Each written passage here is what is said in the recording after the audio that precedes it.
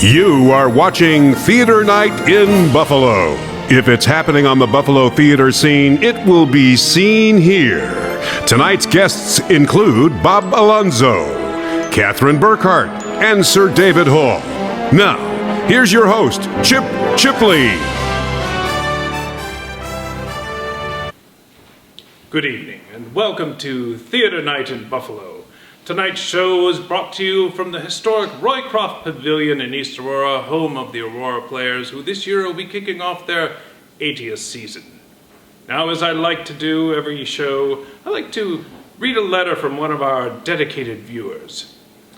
This letter comes from Mr. Ken Smintek in East Aurora. He says, "Dear Chip, I had a concern watching last year's show when I perceived some friction between you and Mr. David Hall. I'm big fans of both of you, and I can only hope two theater greats such as yourself could somehow find a way to get along." Well, your pleas have been heard, Ken. Rest assured, I'm here to help. I'd like to welcome Mr. David Hall to the set today. Welcome, David, and I think it's important that first we address the 500-pound gorilla in the room. Hello, gorilla. Yes. Now, having done that, David, let's let the audience in on the fact that we have kind of patched things up, haven't we? Well, yes, we have. I even cast you in my last show, Toward Zero. Yes, you did. As a lamb. I thought your performance was brilliant, absolutely illuminating. Oh, thank you. I must admit, when you said you wanted to cast me as a shady character, I had something else in mind. But it was one of the most challenging roles I have ever had on stage. Every day I asked myself, what is my motivation? Yes, and thanks to your brilliant direction, such as stand there and don't move. Wait, move to the left. Don't pull your pull chain. I was able to pull the role off, and I thank you for that. I had to work with you a lot, give you lots of notes, but yeah, you finally came through. Oh, thank you. You are a brilliant director, and I must say, a casting genius, David. Well, thank you. Thank you. Well, we will get back to David in a minute, but first I'd like to welcome our next guest, Mr. Bob Alonzo. So, welcome, Bob. Welcome, Chip. How are you? Oh, I am wonderful, and thank you for being here this evening. No problem. Now, Bob, you will be directing the show Run for Your Wife, correct? Correct. Excellent. Now, I couldn't help but notice your last name is Alonzo. The Buffalo Bills drafted a rookie sensation, Kiko Alonzo. Any relation? No, but there are two family groups. Mine's spelled Z-O, his is S-O. So our family thinks of them as the So-So Alonzo. Got you. I understand. Now, Bob, did you ever play linebacker in the NFL? Oddly, I did. Did you? I played for the old Buffalo Bills, formerly the Tigers. I see. At 49 with George Radiman, Chet Butryn, the butcher boy from Cleveland. I played, of course, under my professional name, Alex Wisbicki. Interesting. You can look him up, too. I shall. Okay. So you're doing Run for Your Wife. Perfect timing as the Olympics are coming up. There must be a lot of running in this show. Absolutely. Now, it is a comedy written by Ray Cooney as a farce, okay? It deals with, it's a story about a John Smith, a taxi cab driver in London, who has two wives, and a very precise schedule to juggle both of them. Now, with one wife in Streatham and one wife in Wilmington, and a very inquisitive neighbor upstairs at Wilmington, there are problems, trouble brewed. John gets mugged, he's in the hospital, and his two addresses surface. Oh dear. Now, leading to the Wilmington police and the Stratham police to investigate. Now, with his precise schedule totally upset, okay, John is hopelessly entangled in trying to explain himself, along with that crazy neighbor, to both his two wives and the 2 police officers. And that's the story. Chip? It sounds fascinating. Very funny. And you've already assembled a cast and begun your rehearsals, correct? I have a little hole, but I shall fill it, hopefully. Perhaps you can fill that hole. Oh, it wouldn't be the first time I've been on stage. You should have seen my last role. I heard that you were a lamp. Well, something like that. Oh, Anyhow, we look forward to the production. What a wonderful way to kick off the 80th season for the Roar players. Thank you, Bob, for coming, and we'll be back after this message. Have you been hurt by someone's words or actions? Did someone call you a name, embarrass you, or make you feel left out? Hi, I'm Russ Pellegrino. And I'm Stu Farms. Having hurt feelings is no laughing matter. They can lead to many serious conditions such as mopiness, bittertude, hermetism, or crybaby-itis. Pellegrino and Farms, attorneys at law, are here to help. Our dedicated staff of professionals will make sure that you are properly compensated no matter what the offense. My friend tweeted about me behind my back. Sue her in front of her face. He gave me a lump of coal.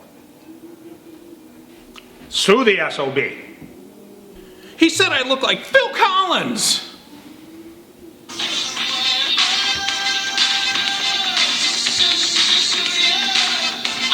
She said her mother had a sweater like mine. You know what she'd look good in? A lawsuit. She flushed my love letters. Sewer. Get it? Sewer? He called my hamster a weird shape. He's right, but you should still sue. Let the area's preeminent law firm in hurt feelings litigation make right the wrong that was done to you. Whether you've been the target of sneaky tweets or got coal for Christmas or got coal for the holidays, if you've been mistaken for an 80s pop star, or if someone calls your hamster fat, we can help. I didn't say fat. I said that he said my hamster was in odd shape, not fat. Don't worry, sweetheart. We can sue him for that, too. Pellegrino and Farms, we're here to protect you. Don't let your feelings get hurt. Welcome back. Our next guest is one of my favorite directors at the Players, Ms. Catherine Burkhardt. Welcome back, Catherine. Hello, Chip. How are you? I am wonderful. Better now that you're here. We must be concerned if we keep being seen together like this, people will talk. After all, you and I did star together in Towards Zero, didn't we? I don't remember you in Towards Zero, Chip. I was a lamp. I was the lamp. I don't remember a lamp. There was a chandelier. No, a lamp, a floor lamp. I couldn't hang from a ceiling, for heaven's sakes. Oh, regardless, Catherine, I am a big fan of yours, and I must admit I have some concerns when it comes to the politically correct people that are out there maybe getting on you about the title of your next show, Curious Savage. Perhaps you should consider retitling it The Slightly Inquisitive Native American. Chip, it's not really about a savage. It's a play on words. The lead character's last name is Savage. Her name is Ethel Savage. Oh, I see. That makes more sense. Yes. Oh, well, what else can you tell me about the show? Well, it's about, as I say, Ethel Savage, who has inherited quite a large sum of money from her husband upon his death, and her 3 stepchildren don't feel that she's doing what she should be doing with the money, so they actually place her into a sanitarium. That is shocking. A sanitarium? Yes. Is that just like a really clean building? No, it's like a mental hospital. Oh, I see. I've heard of those places before. Yes. How awful. So it sounds like this is a character-driven show. Yes, yes, it is, Chip. Actually, auditions are coming up in February 10th and the 11th. And the show will run, it opens May 23rd, runs that weekend, and then the weekend of May 30th and June 6th. Excellent. Well, I'm looking forward to it, and I will be at those auditions, Catherine. I can't wait. I'm looking forward to it, Chip. I'm sure you are. Who wouldn't be? Well, we'll be right back after this message. Have you been hurt by someone's words or actions? Did someone embarrass you or make you feel left out or hurt your feelings? Our dedicated staff of professionals will see to it that you are properly compensated no matter what the offense. She bought me nose hair trimmers. Sue the snot out of him. He said my cooking was inedible. Serve him up a nice big souffle. His dog never sniffed my crotch. Sue the Called me Sally. Reminds me of a story of a boy named Sue. She unfriended me. poke her with a lawsuit. He cast me as a lamp. A lamp! Light up his life and sue him. Let the area's preeminent law firm in hurt feelings litigation make right the wrong that was done to you.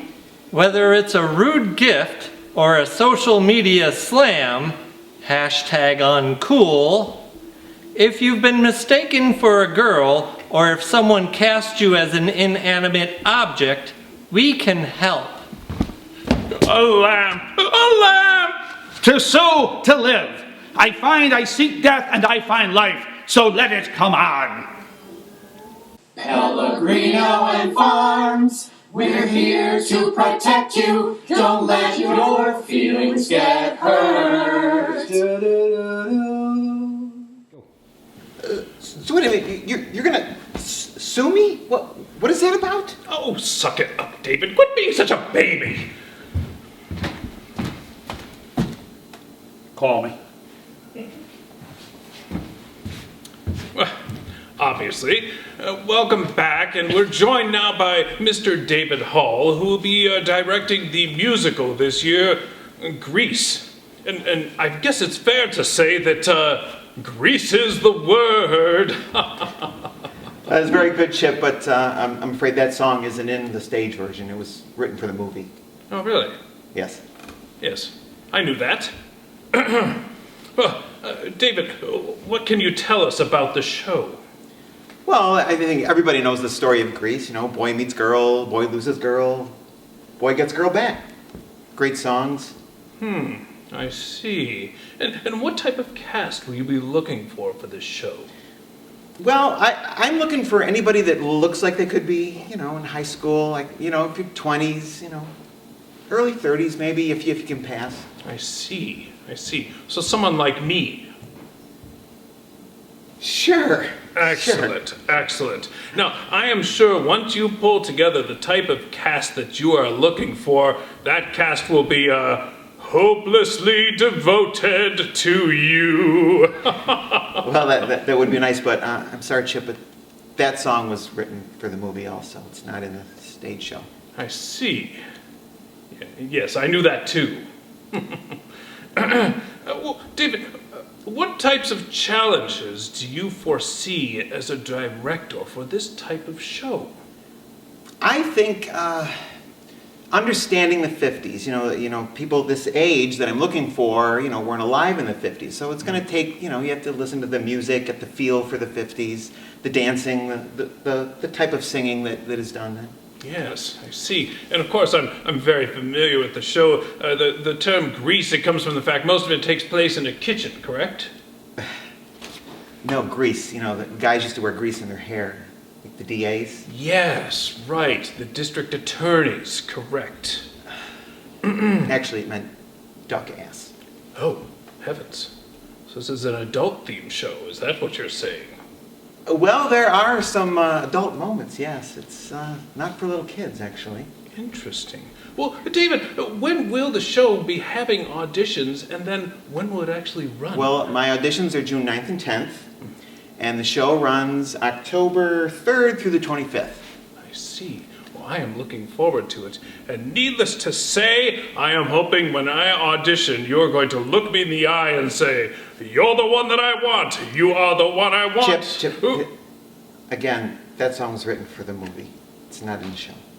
Oh, for heaven's sakes! You and your movie versus show, you just think you're the best director in the world, don't you? Let me tell you something, Mr. Man. Toward Zero was weird. What kind of lap shows up in a show that's all blue lights and no lights on stage anyhow? Nobody understood it. You'll never be Tim Burton. I didn't understand it either. Well, I wasn't the director. I didn't have any part of that. There you go.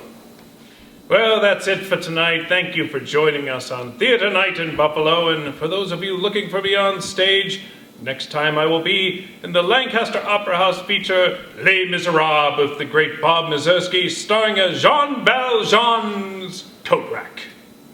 That's it, Buffalo. We'll see you on the boards. Good night.